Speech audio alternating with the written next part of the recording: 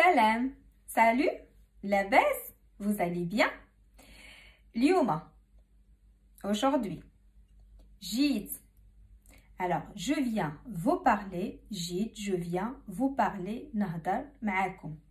Ma'akum, vous. Je viens vous parler aujourd'hui des produits qu'on utilise pour la transpiration. Qu'on est du genre à transpirer beaucoup. Et là, le beau temps arrive, les chaleurs arrivent et on va transpirer beaucoup. Maintenant, tout le monde sait et ceux qui ne savent pas, je vais vous dire, il ne faut jamais utiliser des produits avec des sels d'aluminium. N'importe quelle marque, les marques sportives, n'importe quelle marque, vous lisez les étiquettes. Prenez l'habitude toujours à lire les étiquettes qu'il n'y aura pas des sels d'aluminium parce que les sels d'aluminium influencent sur les cellules mammaires, c'est-à-dire les seins, les cellules mammaires, et ça peut causer cancer de sein. Et c'est valable pour les hommes et pour les femmes. Alors, évitez ça. Aujourd'hui, je viens vous proposer une méthode naturelle, fait maison, que vous pouvez fabriquer vous-même chez vous. Alors, la plupart du temps, sans parler de la marque, il y a soit comme ça qu'on appuie avec pression, d'accord?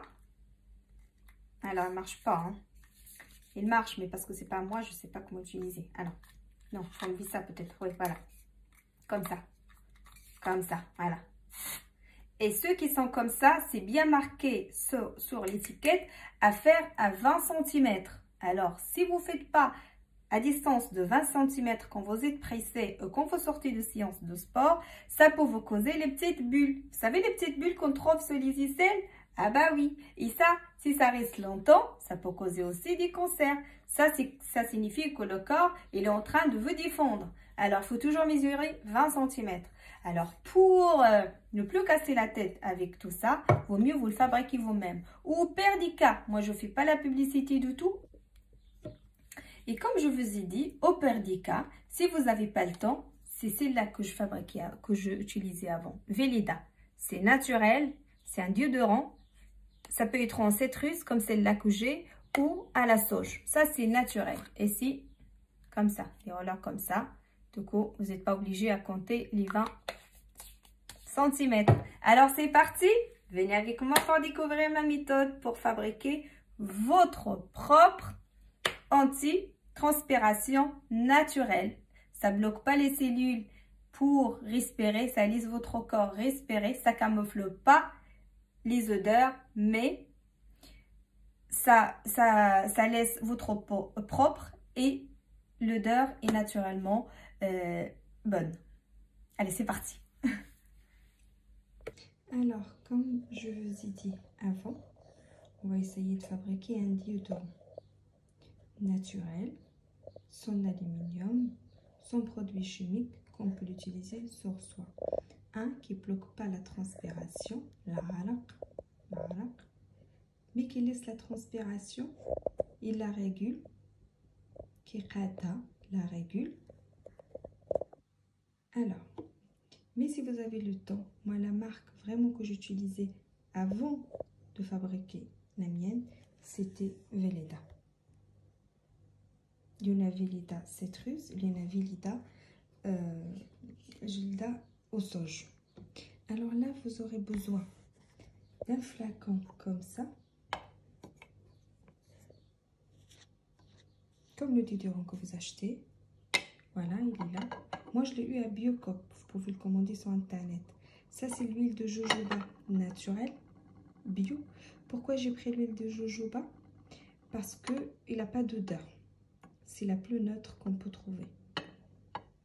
Même la matière grasse, elle n'est pas trop grasse. Genre, quand vous le mettez sur la peau, bah, ça rentre vite et ça ne laisse pas une texture très grasse comme d'autres huiles.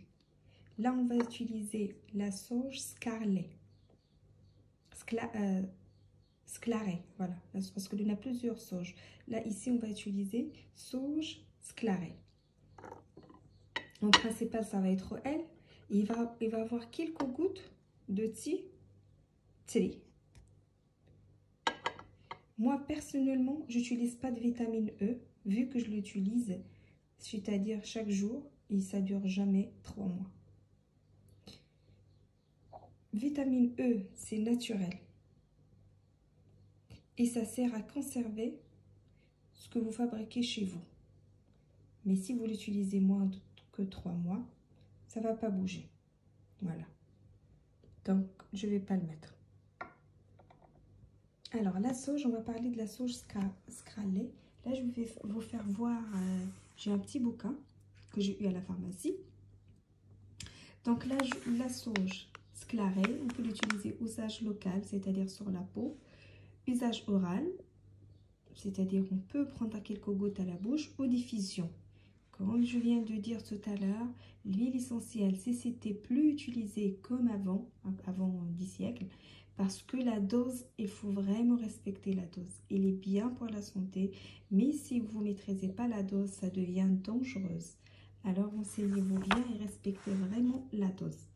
Là, comme vous pouvez voir, il a des propriétés oestrogènes-like, c'est-à-dire ça peut rentrer dans la régularisation des hormones et l'influence sur les hormones. Régulatrice circulaire, antispasmodique et neurotonique. Et ici, comme vous avez vu, mais toujours à la bonne utilisation et la bonne dose. Voilà. Quand vous avez des bouffées de chaleur, vous pouvez prendre 1 à 2 gouttes sur un support neutre. Ce qu'on appelle avec un support neutre, c'est comme des comprimés que vous allez à la pharmacie ou dans les magasins bio. Ils vont vous donner, c'est un genre des comprimés, mais qui sont, il n'y a rien dedans. Vous mettez quelques gouttes dessus. Ou, à ma méthode, je l'ajoute sur du miel. Je prends 1 goutte à 2 de miel. Je prends 1 cuillère de miel et je mets 1 goutte à 2 de l'huile essentielle. Moi, la sauge, personnellement, je ne l'utilise pas à voie orale. Je l'utilise seulement dans cette recette pour mon déodorant. Mais je vais quand même vous faire voir l'utilisation. Là, il marque bien qu'il est déconseillé à la femme enceinte et qui allait chez les bébés et les enfants. En général, on marque toujours ça pour les huiles essentielles. Parce que si on ne respecte pas la dose, ça peut être dangereuse. Mais si vous respectez la dose, moi quand j'étais enceinte, les 2 huiles essentielles que je trouvais, que j'ai fait des recherches et j'ai trouvé qu'on peut l'utiliser, c'est l'huile de camomille, l'huile de lavande, l'huile de citron et l'huile de vanille. Quelques gouttes. Il faut toujours trouver l'équilibre. Quand vous trouvez l'équilibre, ça ne va pas vous faire de mal. Et la dose de l'huile essentielle à mélanger, toujours, si vous faites 2 doses de l'huile essentielle, il faut la multiplier fois 4. Alors, je donne un exemple. Si vous prenez 2 ml d'huile essentielle, n'importe laquelle, vous ajoutez 8 ml de l'huile de jojoba. Si vous n'utilisez pas l'huile de jojoba, n'importe quoi vous mélangez avec l'huile essentielle, il faut que vous respectez ces doses. C'est-à-dire vous prenez 2 doses fois 4 doses de l'huile normale. Toujours faut mélanger comme ça. À peu près comme le sirop. Le sirop, vous savez, le sirop que vous buvez avec de l'eau. Bah, vous faites pareil. Petite dose, vous le multipliez fois 4. Et comme ça, vous êtes sûr que ça ne va pas vous arriver de mal. Alors, on commence. On prend cette bouteille. La première chose à faire, soit vous la lavez avec l'eau chaude, vous la laissez chauffer, vous la laissez sécher et vous le séchez. Les mains, soit vous utilisez des gants, soit vous les lavez bien. Ou la deuxième méthode que je fais moi, c'est que je prends de l'alcool. L'alcool 70, je le mets dedans et je le rince. Et l'alcool, ça sèche vite, plus vite que l'eau. Je le mets comme ça. Hein. Il faut la mettre sur tous les éléments. Là, parce que j'ai pas mon support pour le téléphone, je suis pas encore bien équipée. Alors, vous savez, comme ça va sécher vite. Comme ça, vous pouvez commencer. Alors, voilà. Et vous le mettez de l'intérieur, de l'extérieur, et vous le séchez. Là, je vais faire ça et j'arrive. أنا جاية. J'arrive. أنا جاية. Et j'ai choisi de mettre l'huile essentielle tea tree avec parce que tea tree, c'est un antibactérien. C'est un parasiticide. C'est un antiviral. Du coup, ça va m'aider pour la transpiration. Ça va aider à laisser propre. Et c'est vraiment bien de vous ajouter quelques gouttes de tea tree dans vos recettes. Surtout ce que vous appliquez sur votre peau. Et comme tout à l'heure, vous allez voir ici, arbre à tea. Il y a beaucoup d'utilisation à cette huile essentielle. Et aussi, c'est pareil que tout à l'heure, déconseillé dans les premiers 3 mois de la grossesse. Vous avez vu, après, ils n'ont rien dit. Mais quand on dit ça, c'est toujours en respectant la dose. Genre, vous ne mettez pas plus qu'une goutte sur votre, là, ici, sur votre main, ici, là où il y a les veines, une goutte, pas plus par jour. Et l'usage oral, c'est ça, c'est à éviter. Vraiment, c'est à éviter si vous n'avez pas de connaissances. Ou... Moi, je suis passionnée, pour que je ne vous dise pas, je suis médecin, je suis passionnée. Je lis beaucoup de livres concernant les tea tree et les huiles essentielles. Je compte faire vraiment une formation en naturopathe. Alors, mes conseils sont des conseils de mon expérience à moi, personnelle. Voilà. Donc, on va commencer. Ici, ma petite bouteille, je l'ai lavée avec de l'alcool, je l'ai laissé sécher, j'essuie un petit peu avec un coton, ou si vous avez une compresse, et là, vous allez commencer. D'accord? Ok. Voilà. Voilà. Donc, ici, l'huile de jojoba qui me reste, normalement, c'est un flacon de 50 ml, mais c'est déjà entamé. Du coup, on va partir sur 30 ml. 30 ml de l'huile de jojoba. Donc, idem. Vous prenez 30 ml huile jojoba, huile zaït.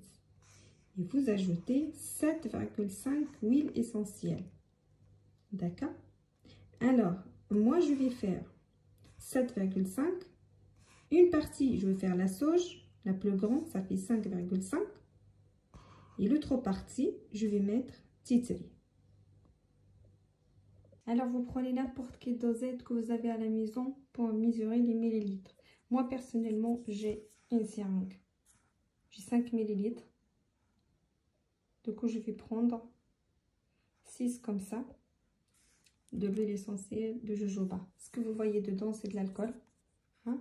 Comme ça, ça va la nettoyer avant que je mette mon huile essentielle. Mon huile végétale.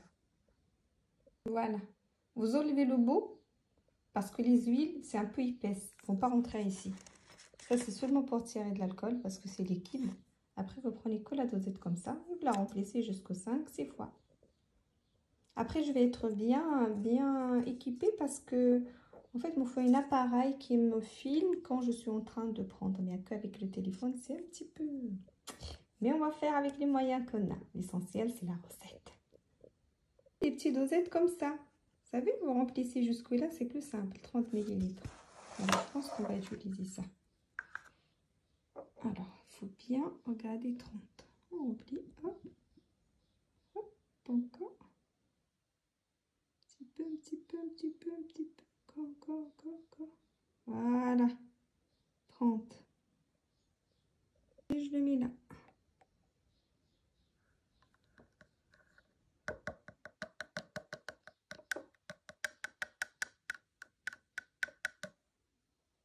Pour la sauge de Sclaret, je l'ai acheté en 5 ml.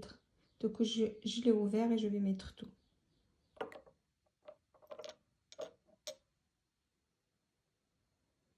Voilà, 5. Il va me rester 2, plutôt 2,5 là maintenant je vais faire. Parce que j'ai mis 5.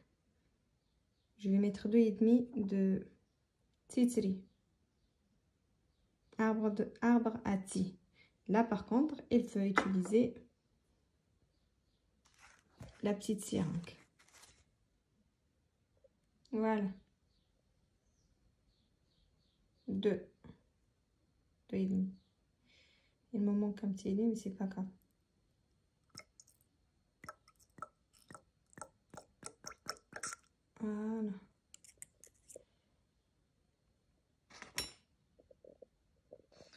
fois prête comme ça. Regardez. C'est comme de l'huile. Vous n'avez pas l'utiliser maintenant. Vous allez la mettre dans un placard au noir. D'accord? Et vous la laissez à peu près 15 jours. Même à 3 semaines. Et après, jusqu'à que les éléments ils vont bien se mélanger. Parce que ça donne un beau parfum. C'est mieux que maintenant. Maintenant, ils ne sont pas bien mélangés. Du coup, vous attendez 2 à 3 semaines. Et après, vous l'utilisez. Comme le déodorant. Il n'y aura plus d'odeur de transpiration. Et ça ne va pas vous empêcher de transpirer. C'est-à-dire, va pas bloquer les pores pour la transpiration. Et c'est naturel. Et vous savez bien ce que vous avez fabriqué. Et en attendant, comme je vous ai dit tout à l'heure, si vous trouvez cette recette un peu longue, moi je la trouve très simple.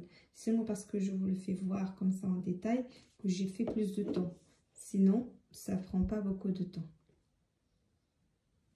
Ben voilà, j'espère que cette recette est utile pour vous. Vous respectez surtout la dose. Et comme je vous ai dit, l'huile essentielle, il est bien, mais il faut respecter la dose. Et comme vous lisez toujours dans l'étiquette, il marque bien, c'est les déconseillés pour la femme enceinte, la femme allaitante et les enfants, ça dépend quel âge. C'est marqué sur les bouteilles. Vous apprenez à lire et à choisir, surtout, toujours à lire les étiquettes et toujours huile essentielle bio. Et ce qui est plus important que bio, c'est important, mais histoire qu'ils soient marqués aussi chez mon Tipeee. Ça, j'ai dit, j'ai dit dans une autre vidéo, il faut toujours qu'ils soient marqués chez mon Tipeee. Ça, c'est obligatoire. Voilà. Vous allez voir, toutes mes huiles essentielles, c'est marqué. Celle-là, je l'ai pris à la pharmacie.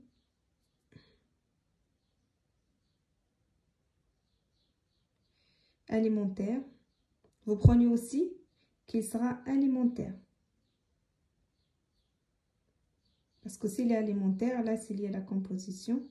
Et là, il est par là, huile essentielle chez mon Tipeee. Chez mon Tipeee, c'est-à-dire qu'ils ont analysé les compositions exactes de la composition, c'est-à-dire les produits, les petites molécules toutes petites qui la composent.